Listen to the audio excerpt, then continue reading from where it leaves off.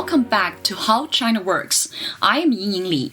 Our cross-cultural expert today is RAMI BLACHMAN, who is the founder of China-Israel Innovation Accelerator, a program for the commercialization of selected Israel deep tech startups in China. He's the business partner and mentor in several accelerator programs.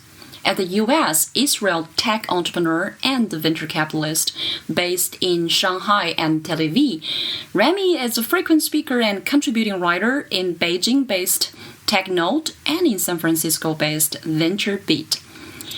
Most recently, he wrote to us that, quote, China is a vast country with a rich history and culture. In recent years, it's rising global power and is currently one of the most promising and challenging places to do business. The vibrant tech ecosystem that has emerged is growing at lightning speed and opens up new unprecedented opportunities for foreign tech entrepreneurs. Still, China is poorly understood by foreigner entrepreneurs and executives, especially Westerners. And he believes that the key to unlocking the secret to doing business in China is to avoid a narrow transactional approach, but rather be open-minded and fully aware of the many blind spots as foreigners. Well, it's such a relevant topic for us, so we can't help but invite him to How China Works to uncover these blind spots. Let's get it started.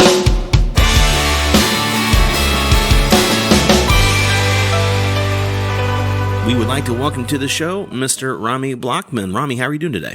Thank you very much, Brendan. I'm doing very well. Very glad to be here. Excellent. And where are you coming from currently as we chat? As we speak, I'm in sunny, balmy Tel Aviv, Israel. Is it sunny and balmy at the moment?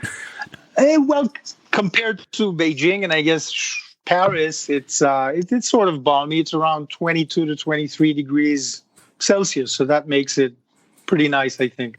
Very nice. Well, I will say hi. I'm in Paris working on a project, and hello to my co-host, Ying Li. How are you, Ying? I'm doing great here in Beijing. Beautiful as well. Well, to get us started, RAMI, I guess I'll kick this off. First of all, we know you are a part of the China-Israel Innovation Accelerator. Can you tell us what that is in sort of a nutshell? Yes, the China-Israel Innovation Accelerator is a program I founded about 6 to 9 months ago. And essentially what it sets out to do is to put forth a program for Israel-based startups to commercialize their technologies in China. Now, let me give very brief background. The China-Israel tango has been going on for a few years. So that means there's a lot of interest from both sides. There's a kind of like partnership and innovation between the governments.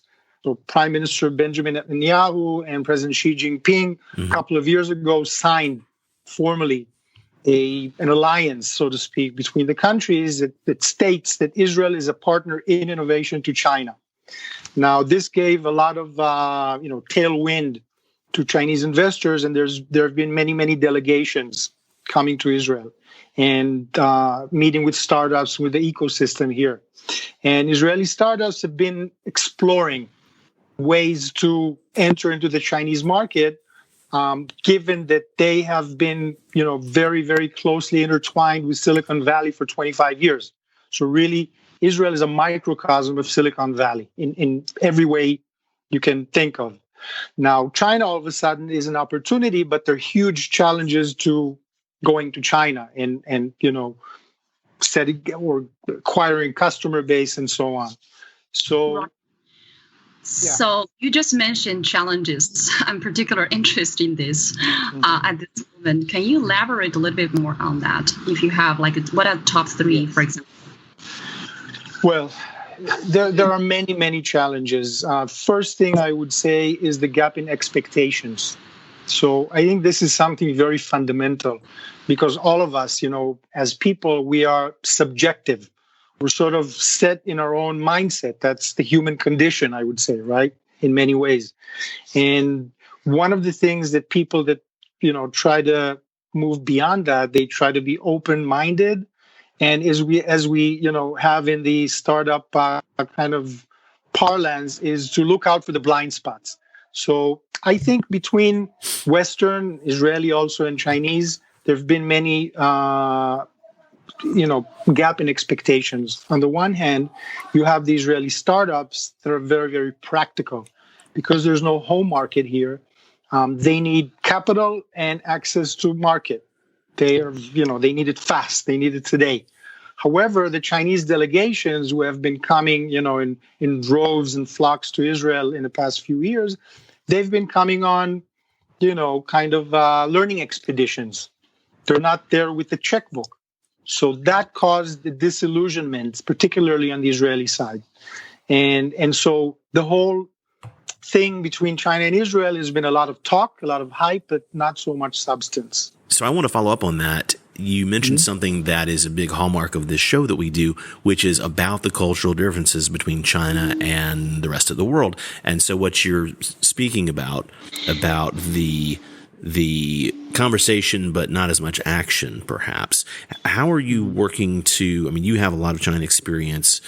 How have you been effectively dealing with those cultural differences to try to shorten the gap between vision and reality here?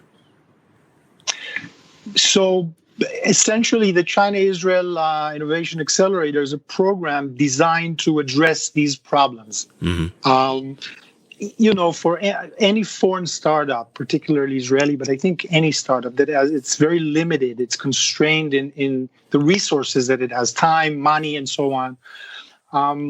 It has to be very focused. It has one shot at making it right. Mm-hmm. So then, going to China means there are many, many uncertainties and risk. So when you go there, you risk losing time and getting distracted. And, draining your resources, which is something you risk also in other, when you scale up in Silicon Valley, whether you're American or foreign startup, there's always that risk, of course. But in China, it's more pronounced, I would say, because as foreigners, Westerners, particularly people without China experience, you really don't know how to navigate your way through. So the China, Israel, and other such programs, if to the extent there are designed to help foreign entrepreneurs to land in China. I think the landing pad is a very important concept. Yes. Because it allows you to land independently in an environment, in a setting that is friendly and helpful and may provide mentorship. We do that in partnership with some accelerators in Shanghai that you may know, and in Hangzhou and in Haikou. But the concept, I think, is very important because it provides this pad where you can land, and then you can take the necessary steps to build up your business in China in what at least I think is the right way, or others may think maybe similarly or differently. Right. Among your successful example, if any, what are the so-called effective support actually in mainland China coming from the Chinese side has been very helpful for you to help you carry out your innovation ideas and methods?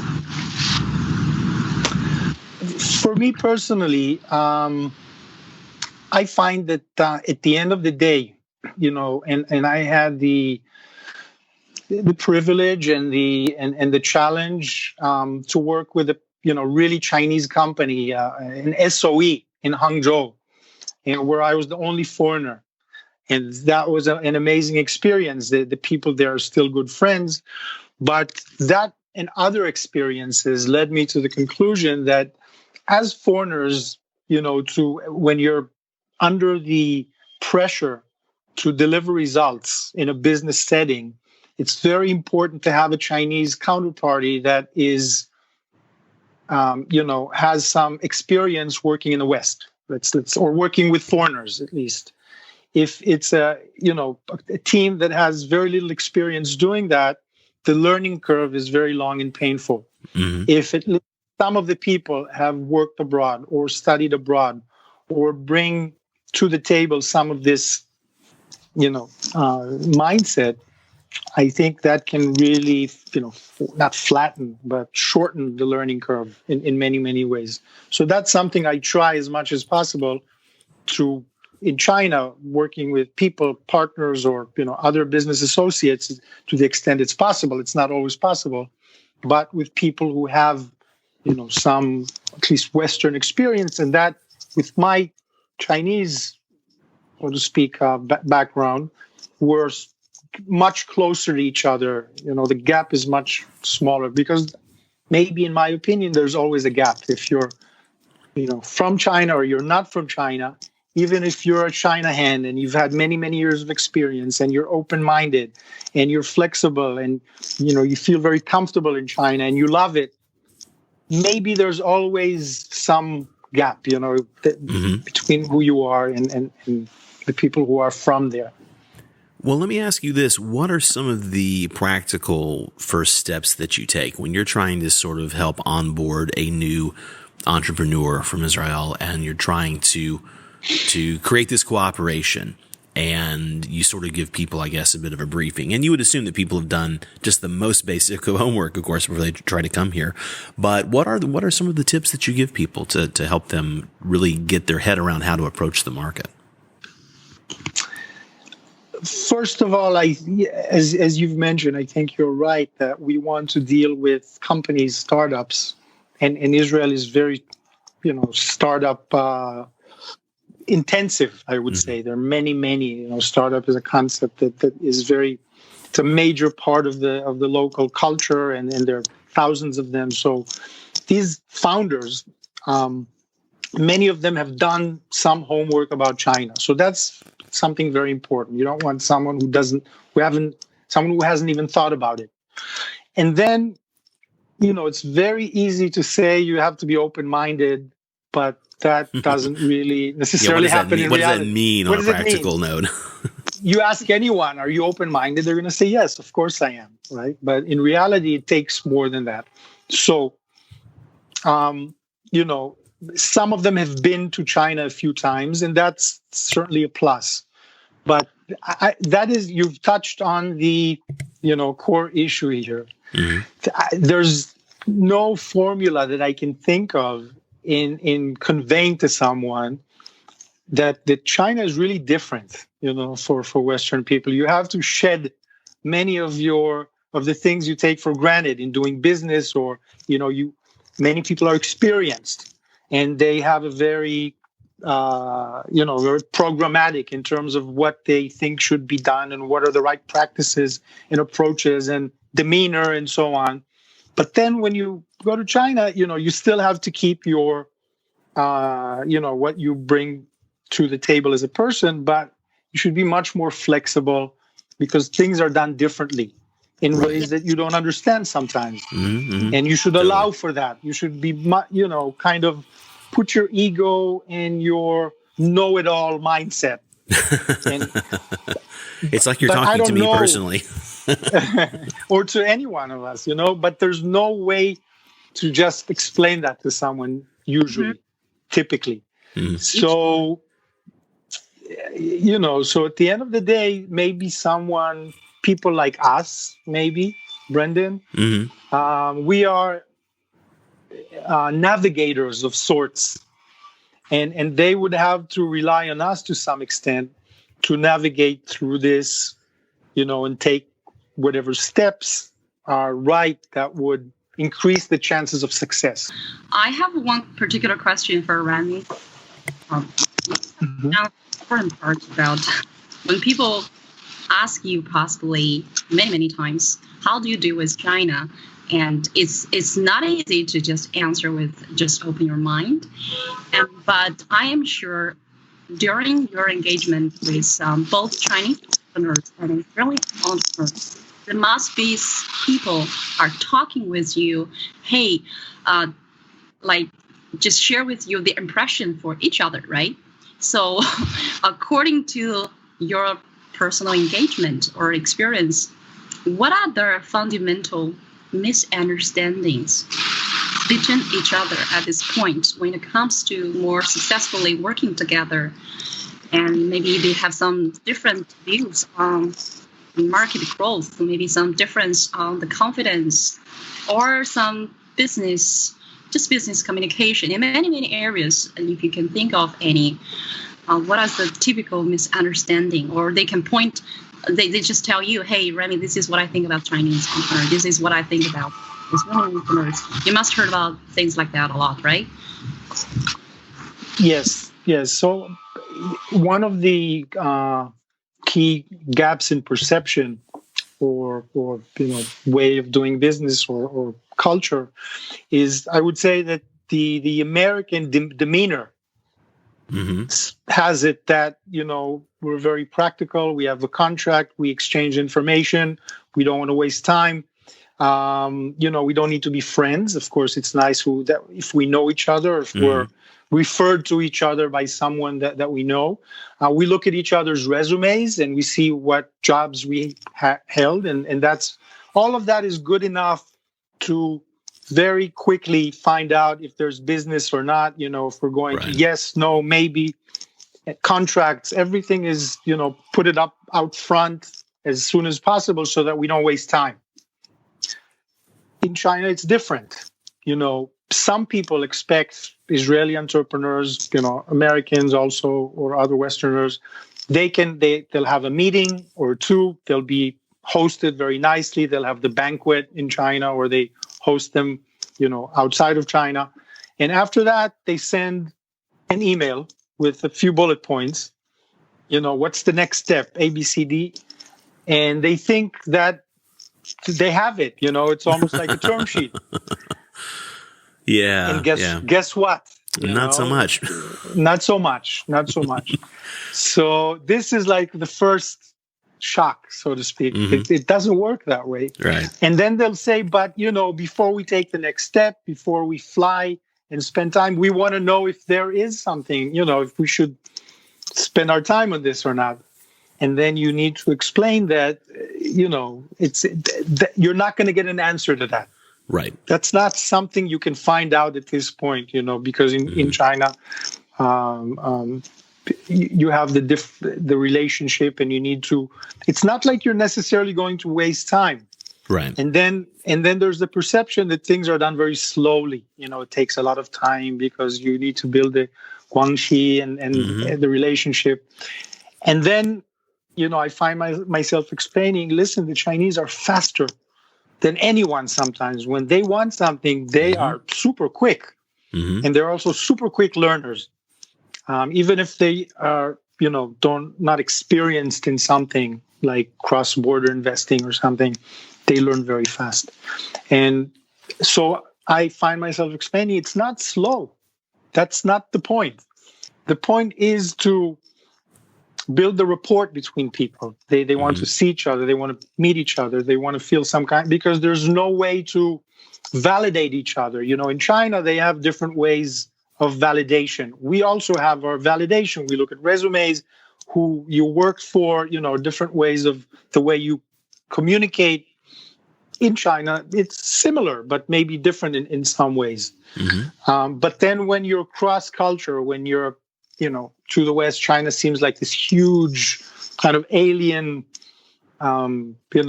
territory that people don't understand and have superficial, one-dimensional perceptions of. And, the Chinese expect many foreigners, Westerners, to conduct themselves similar to what they're used in China. But that also doesn't happen.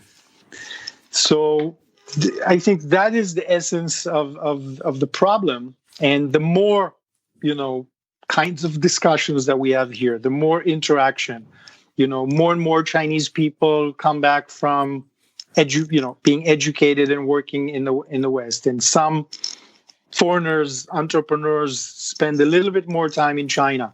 They make that commitment. They go travel a few times. You can't not do it. It's not going to work that way.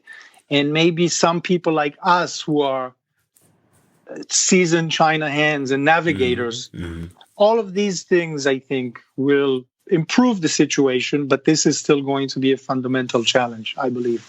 Well, speaking to that, given the differences that have to be sorted out, at some point, if you're successful, you've therefore gotten through that. What do you think are some of the best opportunities for cooperation? I mean, besides just the general umbrella of technology and such, what do you think are some of the sweet spots where you can either play to the differences, where that's a feature and not a bug, basically, or where that's not so much of a factor? I will say the first thing I will say is that I think the timing now for foreign entrepreneurs, tech, startup founders into China is very good, because something is happening on the macro level in China that changes the way things are happening, and that is that the VC, the whole VC system in China is going through reshuffle in a way. So that, we hear the capital winter and many VCs going out of business, and all of a sudden things are becoming tougher. It's not so easy to make money anymore. Mm-hmm. You need to really work at it. You need to earn it. And so what happens is now that the VCs that remain are more resilient, they're more robust, and they're actually much better at doing due diligence. I remember a year ago, as early as just a year ago, VCs were just throwing money at in China, anything that moved. And you had to play the game really, really quickly. That is pretty much finished, I think. And now they need to become much more professional, and it's not as easy to find the next unicorn. That's what everybody's doing in this business, right? And so they have to look farther afield at this point, not just at the many, many startups that they have in China. Many of them are amazing, but there are more. There's more scrutiny applied to it right now. They're more selective. It's not easy to find the winners anywhere, and they're realizing it in China. And this is an opportunity to good deep tech startups from abroad, because the investors are out there to really screen for the winners. So looking at different sectors, you find great opportunities now. For example, autonomous vehicles, smart mobility. China is a big leader in that. There are a few startups out of Israel, such as RB Robotics and Autotalks, Innoviz. These are all companies that have raised anywhere from 20 to 30 to $80 million, in Israel and the US. And they're setting up, an office in Beijing or in other places, and, racing to integrate their technology into different parts of the autonomous vehicles being developed in China with what's called the OEMs. These are the car companies and the tier one suppliers of components to these OEMs. So that's, really an opportunity now. I would also say that another sector that's very hot right now is customer experience, and that would be digital marketing, e-commerce, supply chain management, smart retail. This whole vertical now, which is very, very big in China. In fact, e-commerce is 3 times as big in China as it is in the US. The numbers vary, but roughly in 2018, e-commerce reached $1.5 trillion in China and just $500 billion in the US. And we know how elaborate and sophisticated the whole social commerce and e-commerce is in China. So companies with a deep tech solution driven by AI, machine learning, and something that really has a competitive advantage, they have a real opportunity in China if they do the right thing. These are just 2 examples that I would mention off the top of my head, but there are other sectors, definitely agro, food tech, which it's a very difficult market. It's changing. Or clean tech, I would throw into the same kind of definite or vertical. These are domains that you need to deal a lot with the public sector. They're not as commercial and scalable as, internet or enterprise software or SaaS or these. The cycles are longer in the West. In China, where you have the government so playing such a critical role, oftentimes the cycles could be shorter and you could, increase the company valuation quicker. So these sectors too. Very nice. Right. Well, thanks for sharing that. I have one particular question following up with that. What are obvious competitive advantage if we're from the Israel side, when it comes to, insert this ecosystem compared with entrepreneurs and VC groups from other places, for example, United States? So what are the obvious advantage for Israeli startups ecosystem or, those sectors you mentioned to be involved in these opportunities with China? Okay. So I'll say just one thing about Israeli entrepreneurs. They are, I would say, hardened, and resilient in a certain way, because when the ecosystem here emerged 25 years ago, it came out of, many of them came from the military or from other kinds of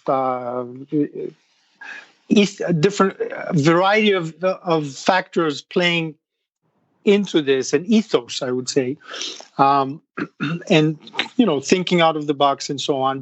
And because there is no local market in Israel, they had immediately to leap and build a new model. And essentially, what this model says is that you create an R&D center in Israel, so that the founders are here, and the R&D, research and development, is in Israel. But the sales, product, sometimes management, professional services, support, and so on, is in the US. And this has been an extremely successful model. So what you see is over the years, and there have been exits and success stories. So what you see over the years is a culture of entrepreneurship, of founders going back and forth, and with the networks of relationships and so on, that have a very unique model and have these capabilities, collectively speaking. So now with China emerging, this is a huge challenge, but these founders have many of the skill sets and the tools to do something that's, quite unusual, I would say, because typically other entrepreneurs have some kind of a home market, and then they branch out and they go overseas. But they have to do this from basically almost from day one or from day 2 or 3. So I think they have a unique advantage in Israel. That's one advantage. If you compare maybe to some European or maybe some Southeast Asian founders, although the Southeast Asians have sometimes closer cultural affiliation to China. But in terms of the sheer skills that you need as a founder, that's one advantage that they have. Another, I would say, is many of the qualities that you gain, the DNA, so to speak, of Silicon Valley, and being also a gateway to relationships in Silicon Valley. I think that makes Israel very attractive to Chinese investors, because at the end of the day, they look to the US to learn. And there are still many of the skills in AI, and engineering and so on that are missing in China. That's why you see so many R&D centers in Silicon Valley. So the fact that on the one hand, there are barriers now, unfortunately, with these trade wars and everything, it's much more difficult for Chinese to operate in the US. Mm-hmm. And that makes Israel very attractive, because it's like a little microcosm of that.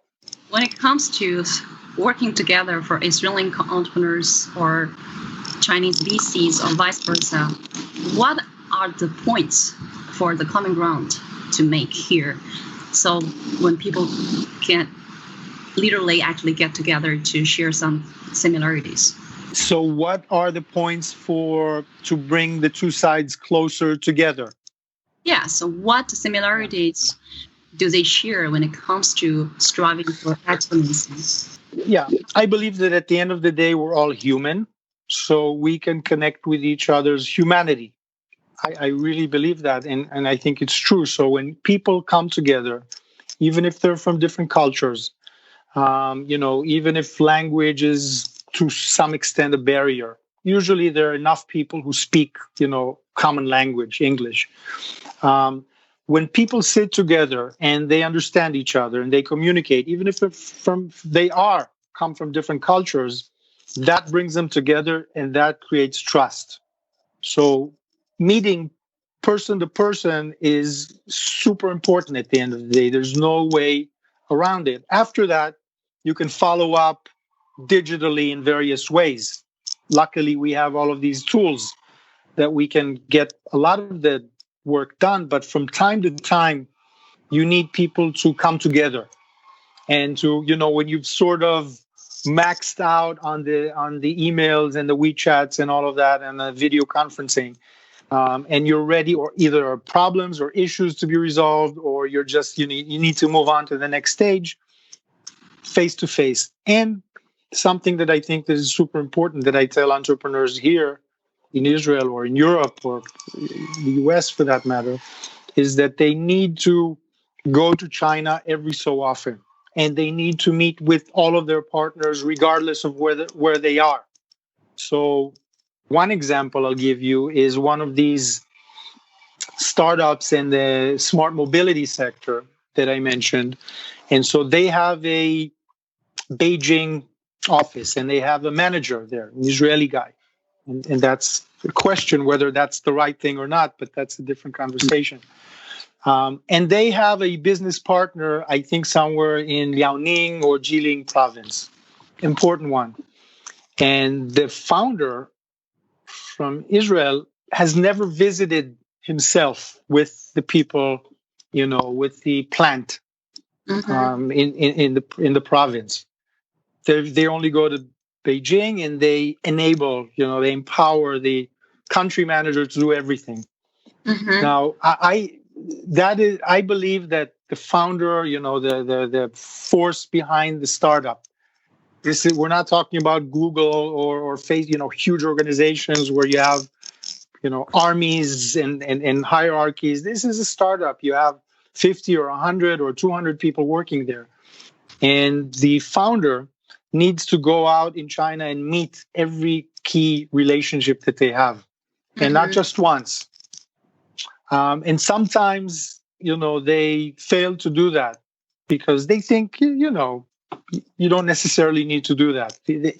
In the US, you may not need to do that. If you have a, management in the US and you have an operation in Israel, the founder doesn't need to go necessarily to every business relationship that they have around the country. But in China, it's very important because of the uncertainties, because of the risk, because of the relationship, because that's what they expect. So you have to see it with your own eyes and feel it and see if there are potential problems. If sometimes they will say certain things, but the reality may be different. Not because they're lying or misleading, but just because the communication is different. They don't want to say no. They don't want to, offend you. So you need to be there to see these things. So that's one thing I tell them. Yeah, what just mentioned actually echoes back to the blind spots that you mentioned for foreign entrepreneurs here in China.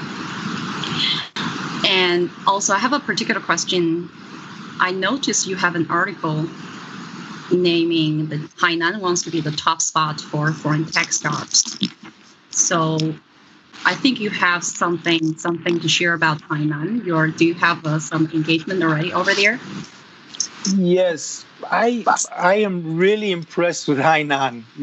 I think it's. Do you know Hainan? I'm sure maybe you've been exposed to it in one way or another. Last year, and because it turned to be gonna be economic free zone, a free island. I have a business partner in Beijing. I have a friend who's been trying to rope me into doing something down there as well. So I'm curious. I've never been, but I'm curious to check it out. Yeah, why people are so excited about Hainan from your perspective, and what has been happening over there. Yeah, let's talk about Hainan for a couple of minutes. First of all, in terms of the historical facts, in April of 2018, President Xi Jinping announced that Hainan was going to be a free trade zone. Now, there are about a dozen others in China, so that in and of itself is not, huge news. But it's also going to be a free port, which is very new. And he designated it as the next place in China's opening up, the economy opening up and reform, and that they wanted to be a magnet for foreign innovators and entrepreneurs and startups and so on. So I was invited in December to Haikou as a partner and official mentor with a new accelerator program there called Fuxing, in like an internet high-tech district of the city. And there are, for example, Alibaba R&D Center in Haikou is there, ITE, Mobike, and a bunch of big names are there present also. And there's an accelerator program. And they have very high ambitions. They are talking about being the next Shenzhen, or even Singapore or Hong Kong, in terms of being a place where startups meet and they get support. And so, who's to say if it's going to happen or not? That remains to be seen. But what we know about China is when, the president sets the tone and the budgets follow in the footstep, the billions, and everybody, the different levels of government mobilize, things happen usually. So, it was not just my opinion. Other foreign, people with the kind of China hands were there as well. And we were all maybe to some extent skeptical, but then we were under the impression that this really looks serious. Really looks serious. And there are plans, practical plans for certain sectors. So, not every sector, but things that have some kind of relation to what Hainan has, the resources and what it stands for.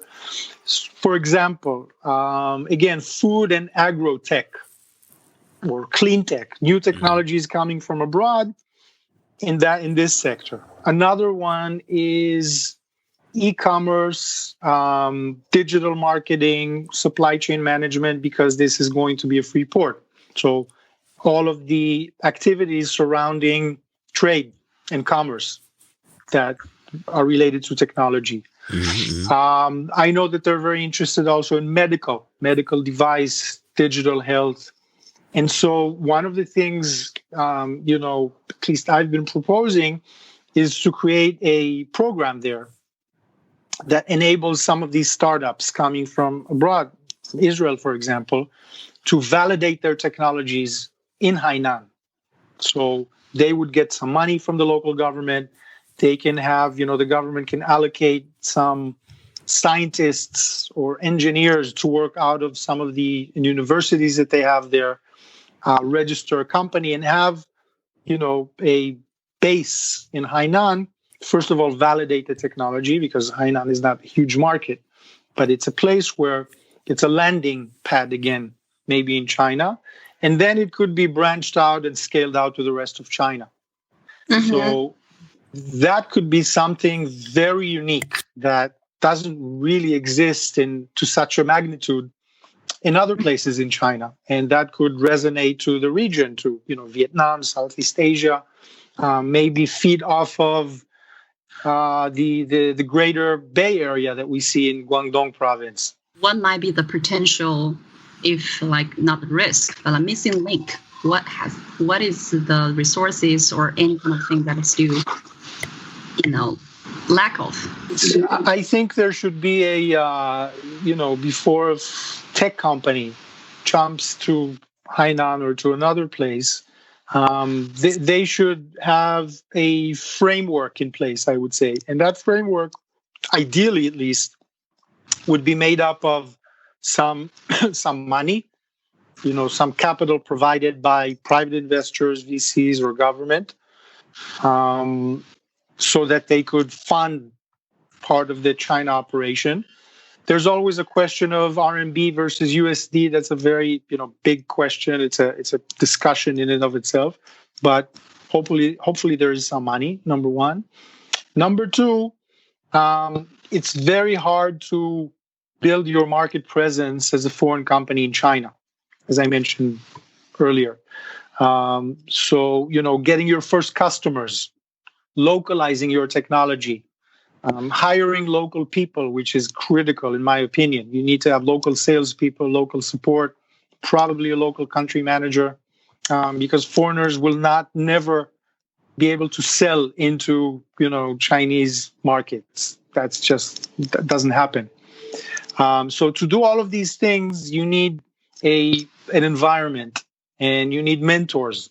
To the extent that's not easy to find and do, but that is another very critical component. You have the money, but the money is not enough, because someone could write tomorrow a huge check, millions of dollars or whatever, and say, go to China on your own. And they're going to waste, all of that money. And I don't know what results they can show for. So the part of the actual business development support is super important, and it's completely separate from the money. And to the extent that these two elements are there, that would be ideal, of course, for a foreign tech company. Well, as we begin to wrap it up here, first of all, we're going to thank you very much for your time, Rami.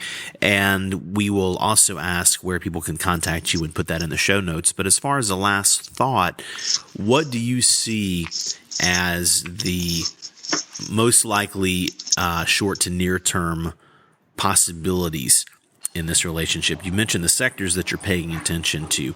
Do you see this effort of China-Israel cooperation, do you see this in a currently expanding position, or is it still kind of early days from your point of view? Or, I guess we wouldn't say that it's mature yet. Where do you sort of put it in its life cycle? Are we still in the infancy of this? I would say that we are at an advanced stage or advanced point in the early stage of it. Okay, so the baby is starting to walk. Yeah, it's a toddler. It's walking. It's yapping around a little bit. But I really think that at the end of the day, and I say that to Chinese, venture capitalists and to other, corporate people who are looking to Israel to have a presence there. At the end of the day, and this is very important to, at least in my opinion, to keep in mind, the Chinese side has to be more proactive. They are the money. They are the scale. They are the industry, and they need to be more proactive. The Israeli startups are small. They have limited, span in terms of, mental bandwidth and resources and money and so on. And it's really a little bit too much to expect them to do, go the extra mile and search for Chinese investors and build up with their own capabilities, the Chinese market. That's a stretch of the imagination. Mm. So just at the end of the day, the Chinese have to play the game the way the American VCs have been playing. They're playing the world. They're everywhere. They have the money. They have the know-how. They look out for these. They scout for the opportunities everywhere. And the Chinese, most of them, if you leave out the BAT, the Baidu, Alibaba, and Tencent for the who are, or Huawei also, they're all over the world, but still operating, not quite as internationally as many of the American or other European multinationals. So at the end of the day, many of the, I would say, second tier, maybe Chinese investors, do not have the experience or the confidence psychologically to scout proactively, to be on the ground, in Tel Aviv or in other places, and build their own brand, and build the confidence and build the trust with the entrepreneurs and the founders. Because at the end of the day, VC is a local game. Mm-hmm. We think of VC as like this money flowing around the world. But you need to know the local ecosystem. You need to know the local entrepreneurs, the bankers, the angels, the venture capitalists, the incubators, the regulators.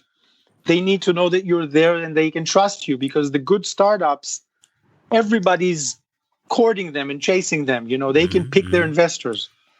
So what I say, to summarize, I think at the end of the day, and they are getting there faster than some people think. They are, and we see more examples of this happening. They will be out there in the different, communities in Israel, for example, or in Berlin, or in Amsterdam, or in Stockholm, Singapore, and they will have, build their own brand and presence next to the other international investor, VC brand, so on. So I think this is very important, this thing that the Chinese have to be more proactive. And we are hoping to have more cross-cultural, cross-border dialogues like this in the future. And hopefully we can have you back and to share with us a lot more updates on that particular field of expertise. And well, thank you so much. There's a lot of useful information here today. And we'll definitely want to have you here in our community to share more. Absolutely. And Rami, could you please provide what's the best way to learn more or to reach out and make contact if someone wishes to do so? First of all, thank you very much, Ying and Brendan. I enjoyed this. This was fun. Always, we can go on talking about this for hours, right? Because it's just it's endless, and it's fun and fascinating. So thank you for having me. And I'm very happy to keep in touch and, talk again in the future. I can be reached in the various, digital, the WeChats and emails. And please feel free to, read what I write on VentureBeat and TechNode. So I'm here, always accessible and happy to talk and hear and help as much as I can.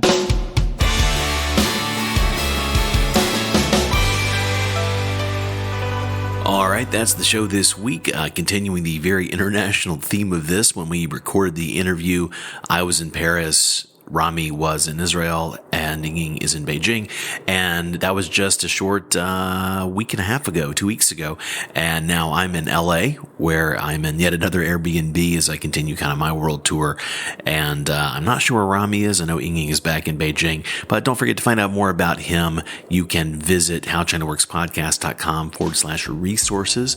We will have links to Rami's writings at TechNode as well as VentureBeat. You can also search him to add him on LinkedIn or WeChat, and you can always reach out to Ying or me via the contact page on the howchinaworkspodcast.com website. We would love to hear from you with any questions, thoughts, show guests, or whatever you want to talk about. Thanks again for listening. I'm Brendan Davis for Ying Lee, and we will see you next week on How China Works.